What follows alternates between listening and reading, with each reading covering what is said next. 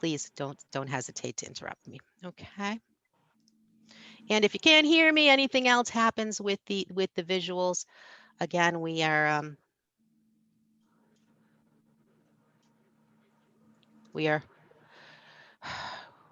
on Zoom. Anything can happen. So bear with me, okay? So I'm going to start out with a definition of automatic writing. This is from the Oxford Learning Dictionary, and it's writing that is believed to have been done in an unconscious state or under a supernatural influence. Now, there's a Wikipedia definition that I used the last time I did this class, and Wikipedia defines automatic writing as a claimed psychic ability allowing a person to produce written words without consciously writing. The words purportedly arise from a subconscious, spiritual, or supernatural source. Now, when I actually had this on the advertisement, and our co-director, Diana Friedel, came to me and she's like, I don't like that definition because it talks about claimed and purported. But I do kind of like the way that it says that the writing is arising from a source. So this Oxford Learning Dictionary talks about it being a supernatural influence. So somehow we're under an influence. So I just kind of like the semantics of it arising because that's kind of the way it feels when it happens, right?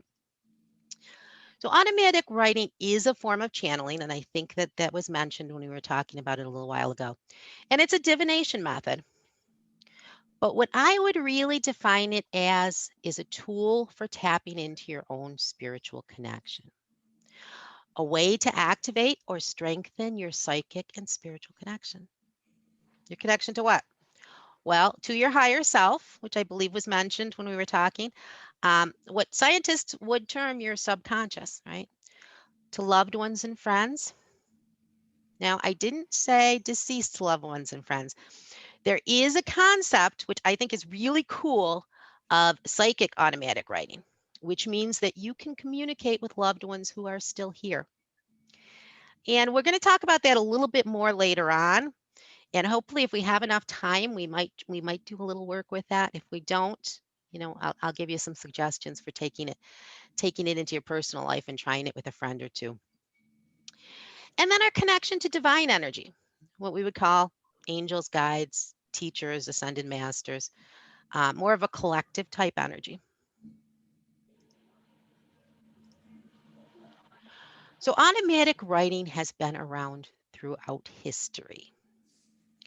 The first written records go back to spirit writing that was later called Fuji and is a tradition in China, where they were getting messages from various deities. Uh, and spirits. And they've been doing it since the Song Dynasty, 960 to 1279 AD. And this picture here is actually a picture of the tool that they would use. And down below is actually a picture of them doing it, right, doing that automatic writing. They still do it in China today. The Daoist temples across Asia actually use this type of writing. And that's the way they came up with some of their scriptures also. So it's talked about the fact that several religious texts are claimed to have been received through automatic writing. For example, the Quran was supposed to have been written by the Prophet Muhammad through the direct inspiration of Allah. Muhammad, they said, it was not even able to read or write, and yet he was able to come up with these scriptures. Okay?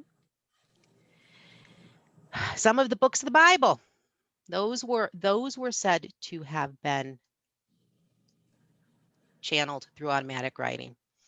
And the Book of Mormon was created by Joseph Smith through automatic writing.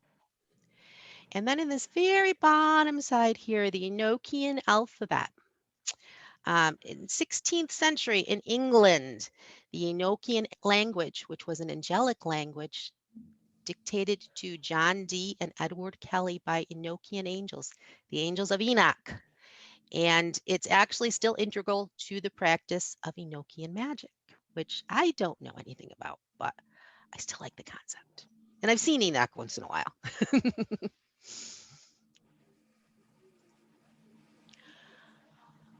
Modern history. Automatic writing became popular during the golden age of spiritualism, late 19th and early 20th centuries. So the spiritualists, mediums, were actually communicating through knocks and taps, right? They would have, tapping on a wall or tapping on a table, and they would ask yes or no questions. That's how their communication started out. And then they ended up finding out that automatic writing was a little bit more efficient than that. Now, if you see, the first tool they utilized was a planchette, which reminds us of what? Anybody? Everybody's on one. Ouija board. Ouija board. Ouija board. Um, it's interesting, and I don't want to totally get off topic on this, but many cultures that utilized automatic writing, including China, so we were talking about that Fuji method in China, they started with some type of spirit board or what we would call a Ouija board as a way to communicate. But again, not real efficient, right? Because you had to go from letter to letter to letter to letter. And that's when they started realizing, hey, maybe there's an easier way of doing this. So the spiritualists started with a planchette, and what they did is they just threw a pencil in the end. You can see that flipped over, and they worked that way for a while, and then they realized that that wasn't really efficient either. Um, so they said, hey, wait, let's just take it out of the planchette altogether, start using our hands. And it was just easier to read the writing, easier to decipher what was being said when it was done that way.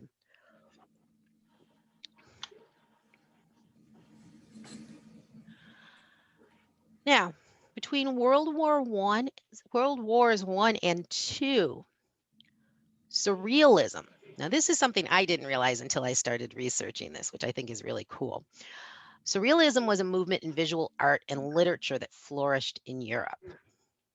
It was considered a way of reuniting conscious and unconscious realms, or basically joining dream and fantasy with the everyday rational world.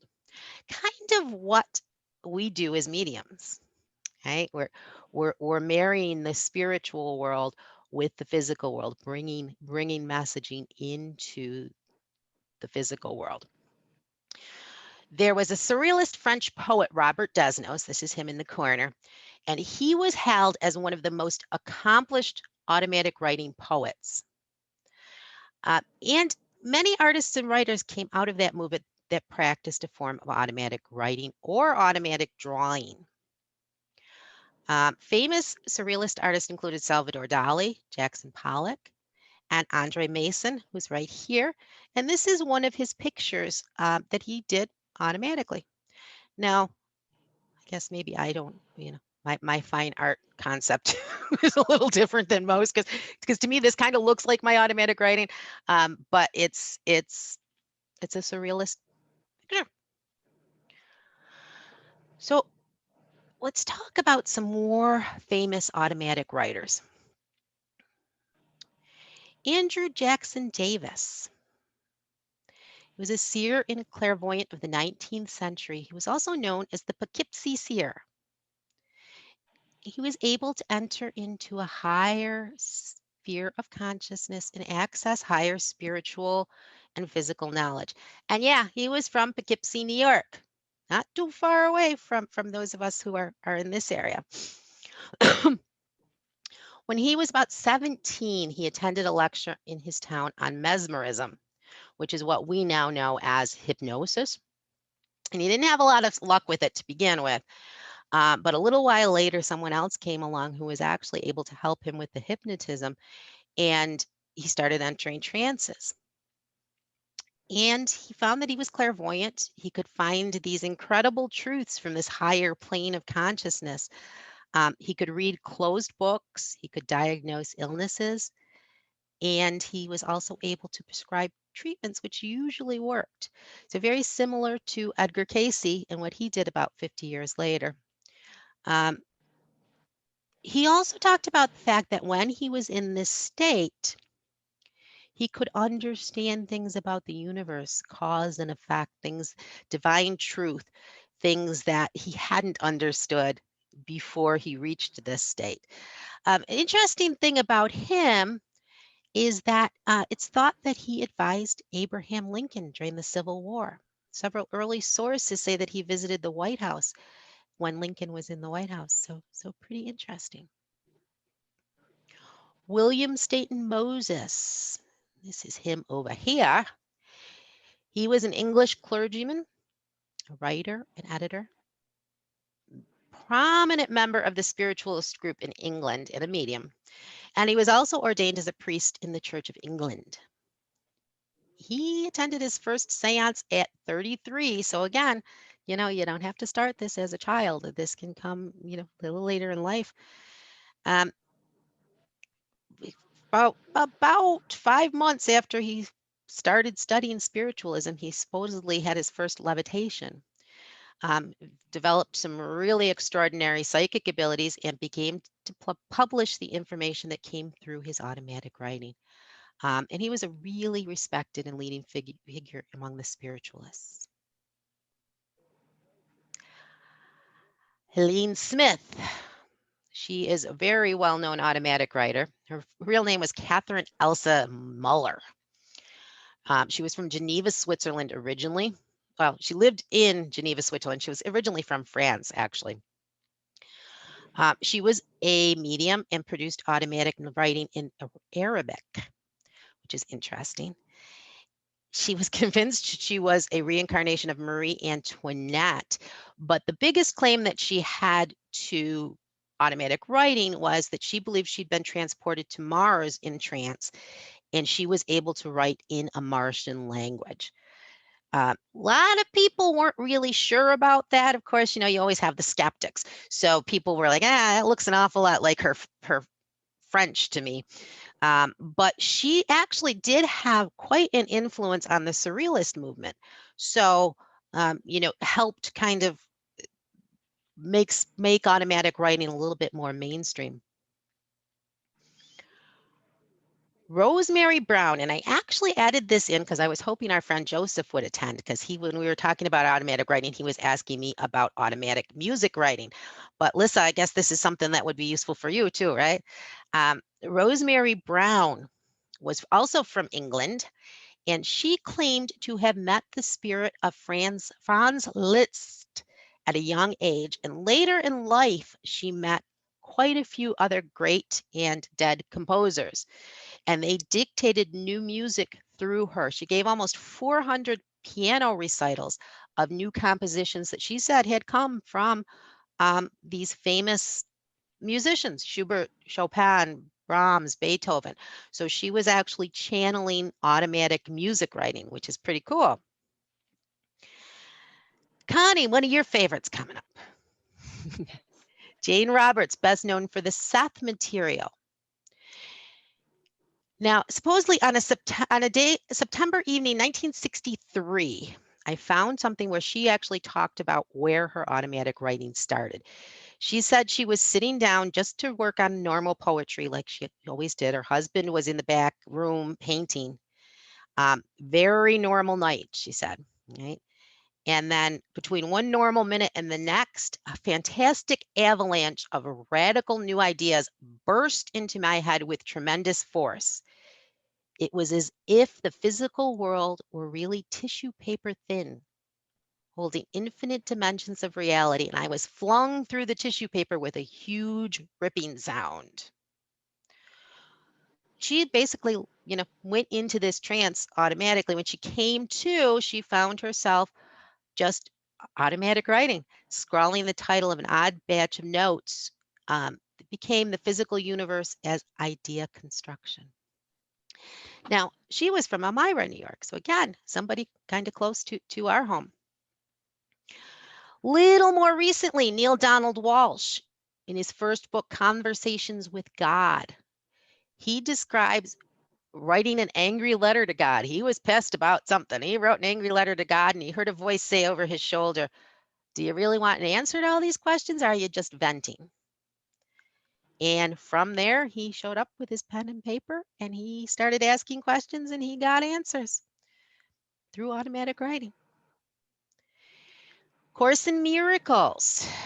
Another really well-known channeled work was automatically written by Helen Schuchman and William Thetford, professors of medical psychology at Columbia. And she describes an internal voice dictating what she should write, which eventually became the Course in Miracles. Has anybody ever studied anything with the Course in Miracles? Read the Course in Miracles? Interesting book. All right, now we're going to even get a little more wild. Ready for this? Anybody seen the movie The Men Who Stare at Goats? If you haven't, you should watch it. It's really interesting. Stargate project.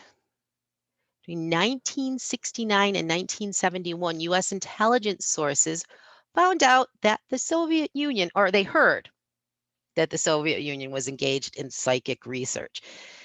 And they were hearing that they were spending like 60 million rupees a year on this. And they decided that if the Russians were doing it, we better get on board and start doing this. So they started to investigate the potential for psychic phenomenon in military and domestic intelligence applications. And it was about 2 decades, about $20 million. And with $11 million just between the 1980s and the 1990s. So again, not really that long ago. The program consisted of 2 separate activities. It was an operational unit of remote viewers. They were working to train and perform remote viewing so that they could gather intelligence, right? What better way to spy? You can't get caught. And then they actually had a separate research program that they maintained also. There were about 40 personnel that worked at various times and about 23 remote viewers. But they had several different techniques that they used. So they had what they called CRV, coordinated remote viewing, which was just standard remote viewing, right? They were asked to go to a specific geographic location and kind of, tell people what they saw. They had another version that was more into a trance state. It was much more in a deeper meditative state that they did it. And then they also had what they called WRV, which was written remote viewing. So they had to actually get into a channel state and do automatic writing. It proved to be controversial. Again, it was the government. And they didn't take it as reliably as they did, some of the other remote viewing stuff. And of course, later on, everybody kind of denied that this had ever happened. But the movie, The Men Who Stare at Goats, was actually based on this. And it really is it's a funny movie and it is interesting. So if you get some time, go look at it.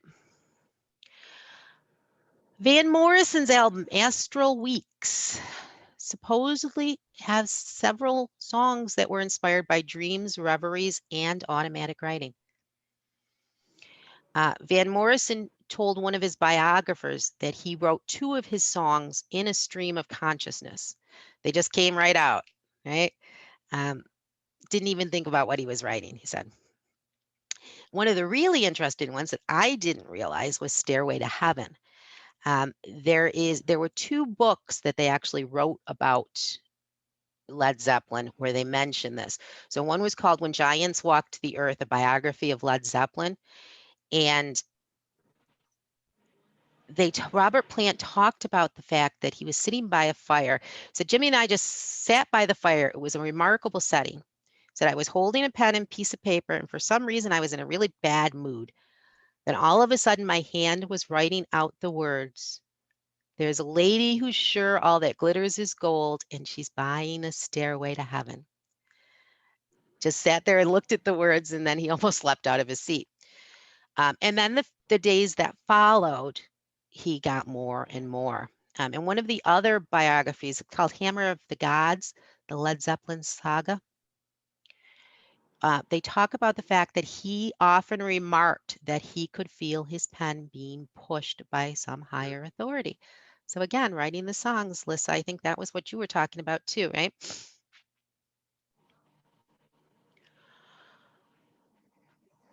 So why automatic writing? And how is automatic writing going to help us, especially right now in this really unique time that we're in? So I pulled this quote from the Lewin Complete Book of Psychic Empowerment. And it talks about the fact that there's a model therapist that exists within each of us. And automatic writing is one of the strategies that can connect us to that healing part of our inner self. Model therapist, our higher self, our guides, our workers who want to help us heal. Right?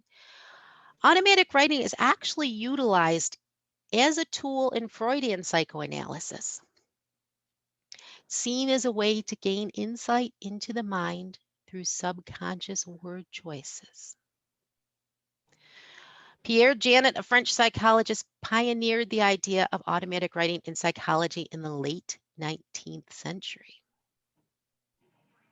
And I told you guys, right, this all started for me at the passing of my husband.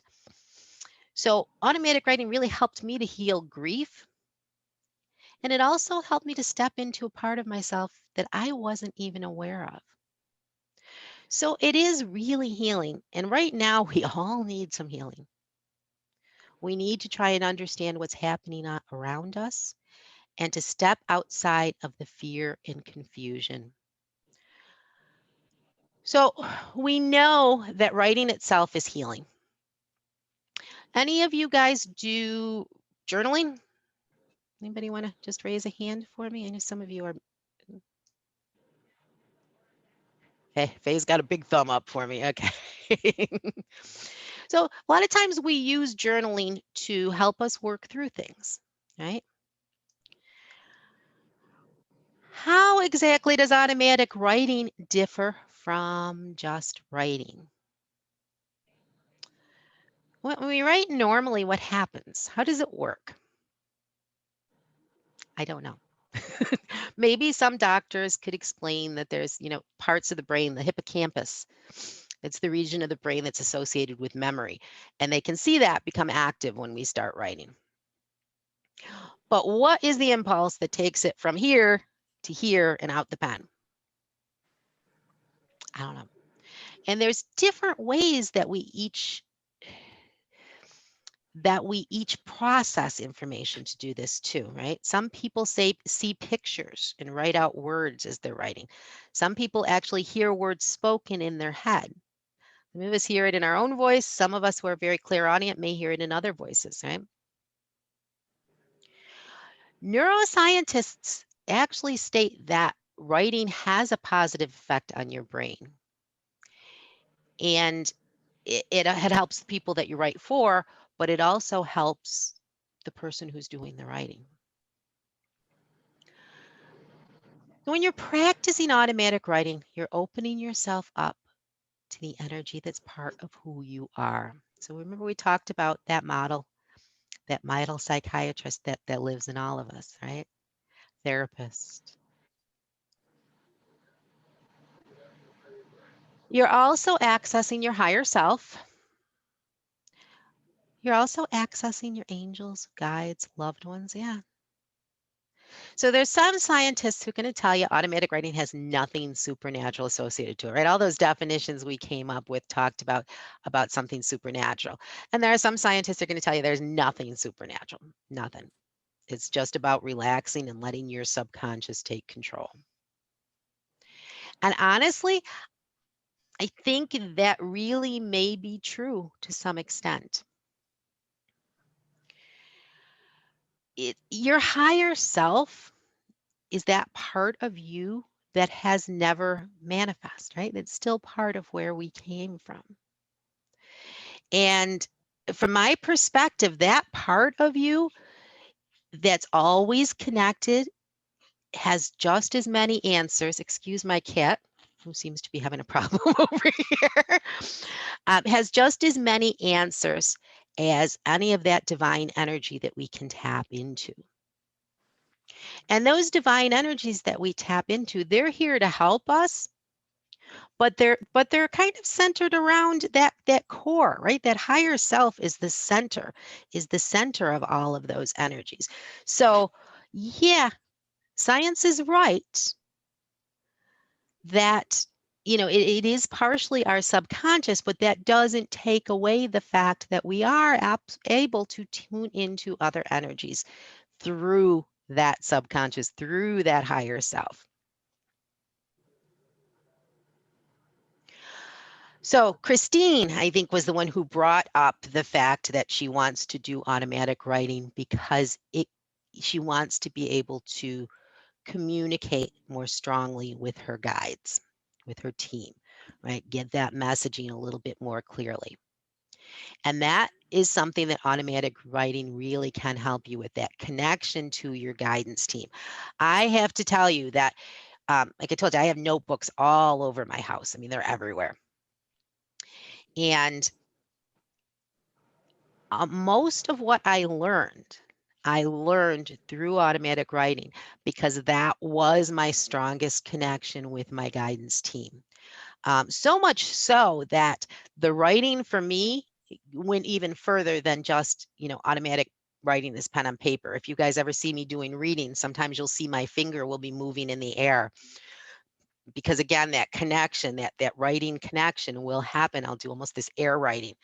And I will actually see it in my dreams too. Sometimes I will actually feel automatic writing happening in my dreams. So the more that you do it, the more that you practice, the stronger that connection becomes, and the more of a tool it can be for you. I think somebody else also mentioned, wanting to tune into your higher self. Very, very healing, which I already talked about, right? But very healing. Finding out what your higher self thinks about what's going on, right? Communicating, becoming one together. It's your soul, right? Your higher self is that part of your soul that's still connected. So opening yourself up to this divine energy really is opening yourself up to healing. And there's another really neat thing, right? We all have a lot of freaking questions right now. There's been a lot of stuff going on for the last 10 months or so. And when there's things you want answers to, you're trying to understand, you're trying to try and see a little bit more clearly, you can use automatic writing to try and get some of those answers, get a spiritual perspective on things that you're looking for answers for.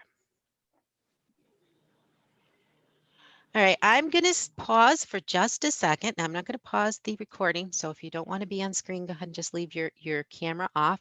But does anybody have any questions before I go any further? I've just tossed a whole bunch of stuff at you. Anybody? Just yell out. Yes, Renee. Yes, Renee, I do. Yes, Miss Connie. It's going back to the documented cases of writers, musicians. I just was curious as to your opinion on J.R.R. Tolkien, Middle Earth. He was credited with inventing languages, Elvish, yeah.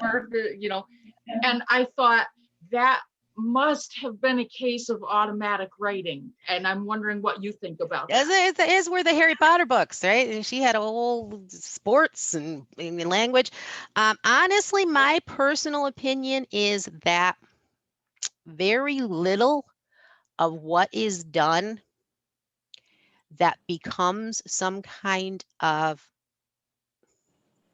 famous work, whether it's writing, whether it's music, whether it's drawing, if it becomes something that's well known and part of what we bring into our culture, I think there's more involved than just that person being talented.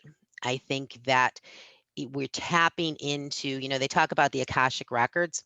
I feel like there is universal stuff and we can kind of reach in there and grab it out. There is a part that I'm going to get to soon that talks about Emily Dickinson, who used to talk about feeling like the top of her head was being lifted off, and that's how she knew she was writing poetry. So again, that feeling that some of us get when we're connecting, right? That whoo. So yeah, I don't know. Every time that I prepare this class, I go in looking for more examples, and I always find more. Like I said, I didn't know about Led Zeppelin. But I didn't see anything about J.R. Tolkien, but again, does that mean it didn't happen? No. I seriously doubt that any well-known book of literature didn't have some kind of aspect of this. Yeah. Yeah. That's a very good point. And then one other follow-up question, this can be handled very quickly, is more or less a statement and then asking you to agree or disagree with it, that what to me part of the real value of automatic writing is I will go back and look at stuff I wrote 10 years ago Yeah. and have no conscious memory of having brought this stuff through, but I have a written record, so that has value. But I Yeah. think as far as for anybody becoming uh, uh, allowing this automatic writing to happen, it's almost a mechanism of becoming your own sacred scribe. Exactly. You become the sacred scribe if you're able to let go enough. What do you Yeah. think about that? Is that how you feel about I that? think next time I do this class, you and I can do it together because you know. I do, and I think it's back to that last question you asked too, Connie. Um, I think sometimes,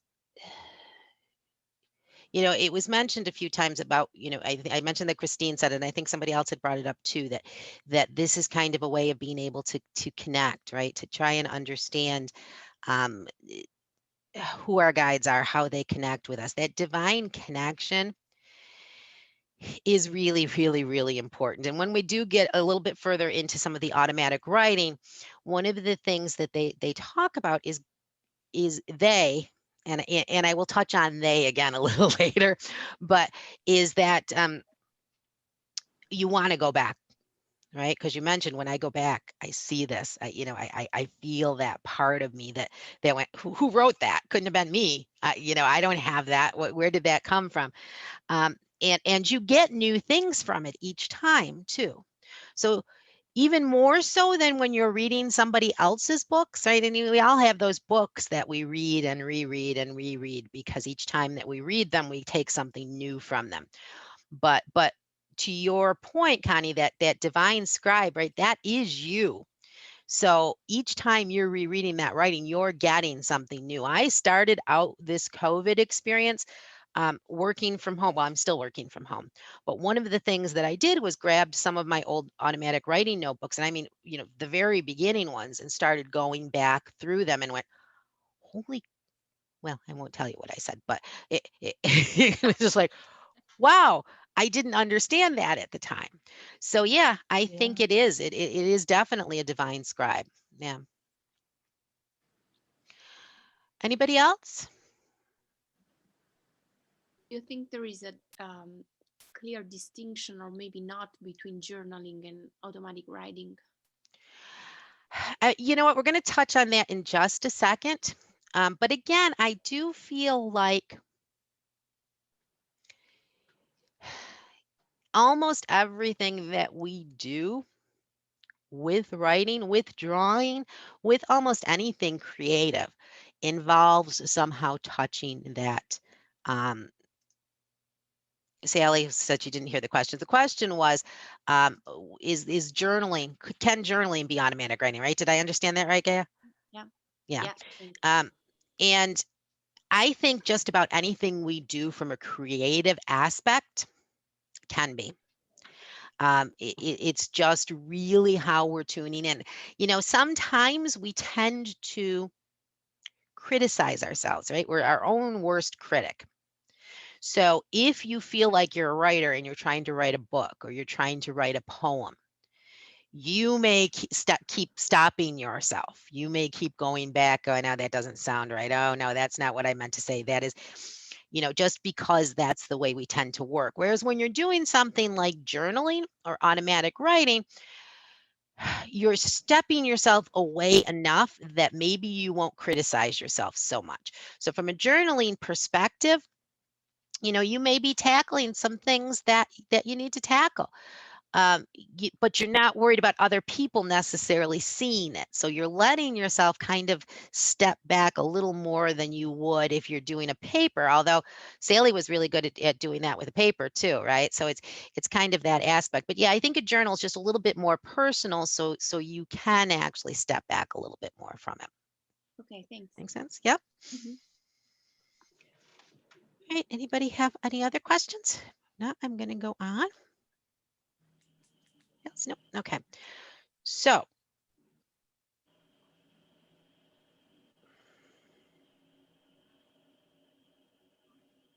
let me figure out where I was here.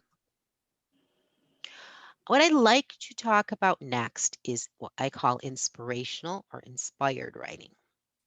And I think this may kind of go in the direction you were talking about too, Kaya. Um, how does it differ from automatic writing? Anybody know that? No? Carol's like, nope, I don't know. Don't ask me. So if automatic writing is about letting go and letting spirit energy flow through you to your pencil or your pen, inspired writing is still tapping into that same connection. So back to the questions that Connie just brought up, still tapping into that same connection, but it's more about combining that energy with your own energy. So you don't step quite as far away. Remember, we were saying automatic writing is channeling. So you can go very deep, you can go very light. Inspired writing is kind of about hitting that energy. It's opening up to your intuition. So you're tapping into the same energy, but you're working with it. It's not just flowing through you. You're not just channeling it, you're working with it. And this is where I actually had that quote from Emily Dickinson in, because again, back to the question about J.R. Tolkien, right? The famous writers were able to tune into that energy, and maybe they didn't necessarily realize that they were channeling, but they were stepping into that energy, just using that energy. So if we go back to what we looked at in the slide, okay, the traditional spiritualists used automatic writing from a mediumistic perspective. It was a form of channeling. So they would allow a spirit, or some of the ones that were writers were allowing a more collective energy to move through them and write the message on paper. And when we moved into the surrealist movement, it became more about tapping into universal creative energy. It's allowing that energy to wind, one of my team's favorite words, right? To wind with our own individual creativity and birth something beautiful, a work of art. So again, I don't think you're going to find many famous works out there where there isn't some tapping into that energy. So inspired writing is about a relationship, right? I mean, obviously automatic writing is too. To channel, you have to learn to trust, and you have to be able to kind of step into that energy. But the inspired writing is even a little bit more of a relationship. You are dancing. You're dancing with that divine energy. You're taking it and you're utilizing it, and putting your own spin onto it. So which way do you go? Both? Either? Trust in the process and let it play out the way that it plays out. I'll tell you what, for me, it's worked both ways. I told you that a lot of my stuff started out with automatic writing. I never or rarely would go so deep that I was in a full on trance. I was always in a very light meditative type trance when I was doing this writing. Although, in the dream state and in deep meditation, I have seen automatic writing happening. I have felt my hand doing it. It hasn't actually ever translated to the paper. I sometimes struggle, and this, Connie, I think is where what you were talking about, what your mom had actually mentioned in one of our dream circles. I think that sometimes I want to get back to what I had in the very beginning when I have notebooks upon notebooks upon notebooks of this automatic writing that was just flowing, right? It was a true channeling. Um, and now it's much more of a relationship for me. I do it in the morning when I do my meditation. I will start out by writing down what I've dreamt the night before, how I'm feeling, where I'm kind of centered at for that day. And then if there's something I need some help on, I will actually write out a question and I'll go into meditation. Sometimes I'll come out writing down what I've received. Sometimes they'll launch into automatic writing. A lot of times I'm getting a foreign language, so I have to kind of stop and look up what I'm doing. So as I was working on this class, I was trying to go into a deep trance, right? So again, as I was trying to work through exercises, I was trying to get into a deep trance and get into that automatic writing portion again. Um, and I heard something about a new energy. So my automatic thought was, oh, there's somebody new working with me. Maybe we can't do that right now. I went into my meditation, and of course, when I came out of my meditation, I felt a little bit clearer. And what I understood was Spirit was talking to me about the fact that we are in a place right now as a society that there is this new energy. This is a time about not trying to recreate what's already been done, right? We don't have to be those standard spiritualists. We don't have to work with a planchette. We don't have to step back and be in a full trance and let everything come through. This is a time about figuring out what works for you. Taking the bones of something, right? So we have these pioneers, we looked at them, we have these people that did this work, whether it was the surrealist movement, whether it was the spiritualist movement. They've given us the bones. And now we need to take those bones and reassemble them into something that works for you. So even in this class, I'm not going to tell you this is the rule. This is how you have to do it. You will hear me still talk a little more with the theys. They say. But again, this is new energy. This is a new time. So as you go into this, I want you to think about it as how is this going to work for me? If one thing doesn't work, if you don't get anything when we do the deep channel work, try something else. Just trust your intuition. Trust what you get, because your inner guidance, your higher self is going to lead you to where you need to be. The other thing I found, and it's funny, remember I told you I start my morning by trying to write out dreams, trying to walk through through that. And I found myself tensing because I'm trying to write so fast because I do know that connection for me is strong. So I'm like, let me get my stuff out quick because before they start writing through me. And now I've started to realize that is part of it. So what'll happen for me sometimes is I will start to write something and then I will get an answer as I'm writing the question.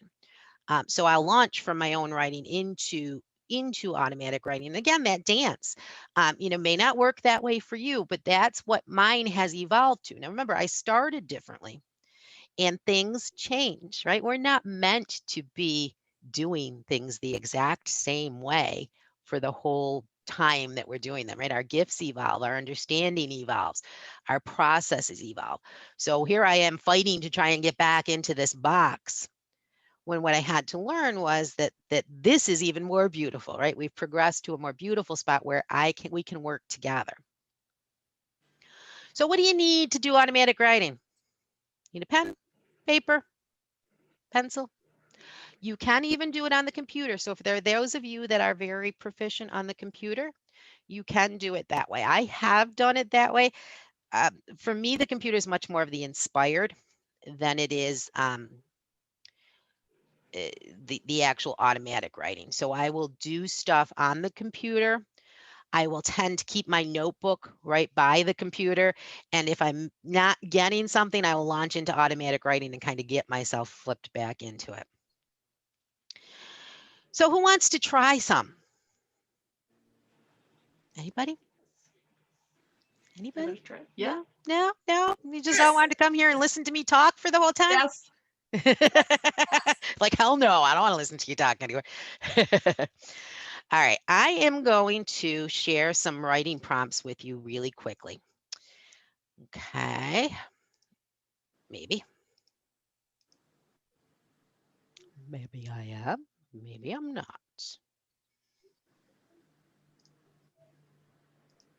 I want you to just look at these prompts really quickly. Just see what jumps out at you. I don't want you to look at them for too long. Just see the one that jumps out at you and write it down on the top. I'm assuming everybody's got pen and paper with them, right? Write it down on the top of your piece of paper. Again, study them all. What's jumping out at you?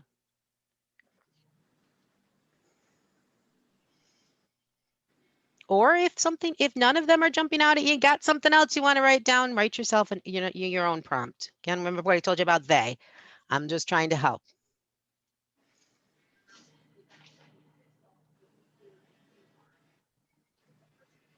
Everybody got that? Stop and share. Everybody good? Everybody got one? Yep. Okay.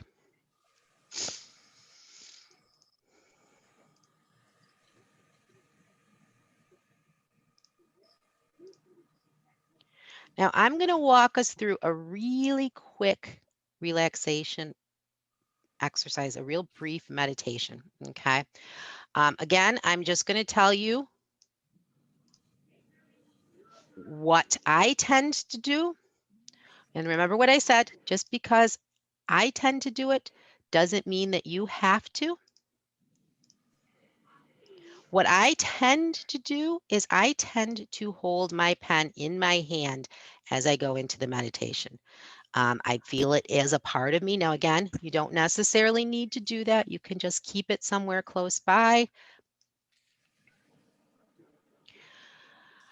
As we walk through the meditation, I want you to keep in mind the question that you picked out or that writing prompt that you got. Okay. And when we finish, I want you to just start writing. I don't want you to think about what you're writing. I just want you to write. Don't worry if it doesn't make sense. Just let it start flowing. I'm going to allow us about 3 to 5 minutes, and then we'll stop. Okay. I don't want you to worry about feeling like it has to be a certain way. This exercise can be much more about inspired writing than automatic writing, unless you feel like you start launching into write automatic writing. Okay. You don't need to worry about feeling like somebody else is moving your hand or moving the pen. Just let things start flowing. What you may find is you're hearing things, seeing things, starting to write down, and then maybe the pen will pick up. But again, don't worry about it. Just keep your hand relaxed. Allow yourself to remain open to whatever comes and however it comes. Okay. Now you can go ahead and do the meditation with your eyes open or your eyes closed. It doesn't matter, whichever feels right to you. Okay. I want you to know that this time is for you. It's your time to remove yourself from the cares and concerns of the outside world and go within. Within to that special quiet place of divinity that exists within you. There's no correct way to do this. There's nothing that you have to achieve, do, or be. Just allow yourself to take some time inside. In a moment, we'll begin with some deep cleansing breaths. When we do, I want you to breathe in deeply through your nose. Feel the air entering through your nostrils and moving deep into your lungs. We'll hold for a moment on the top and feel that healing energy of your breath cleansing and clearing, breaking up any painful or stuck areas within you. And then we'll exhale slowly and deeply through the mouth, feeling all negativity, concerns, or worries being swept away. Ready? Inhale, feeling the breath as it enters your body. Hold and exhale completely. Again, inhale, hold, and exhale.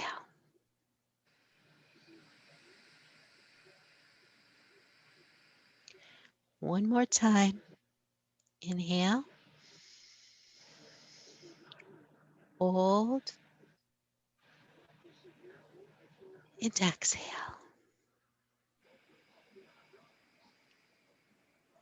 Now I want you to go ahead and return to breathing at your own pace.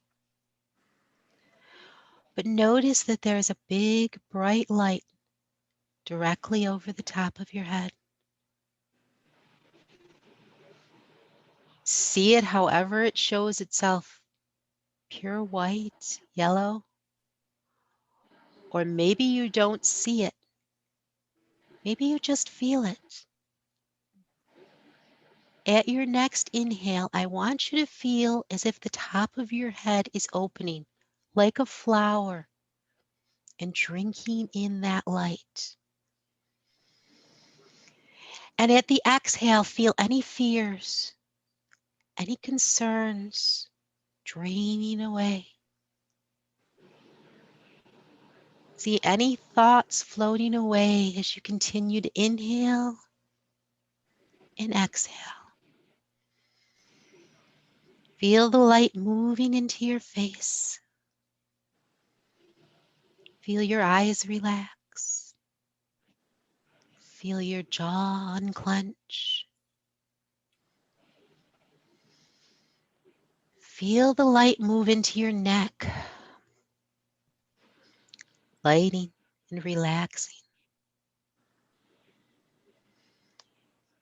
How it moves into your shoulders, down your shoulders into your upper arms. Feel them relax. Feel the light moving into them.